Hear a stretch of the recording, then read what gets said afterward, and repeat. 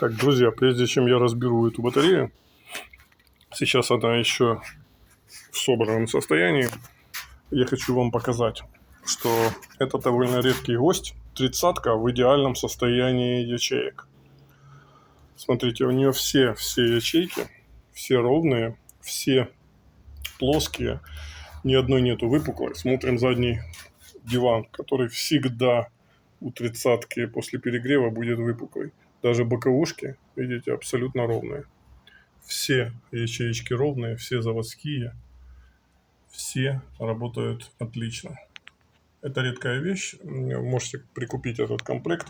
В нем остаточная емкость 18 киловатт, то есть по 30-очному измерению это сох 60%.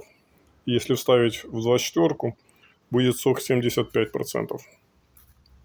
Пожалуйста, на ней можно еще довольно долго ездить. Пока есть полный комплект, предлагаю в продаже.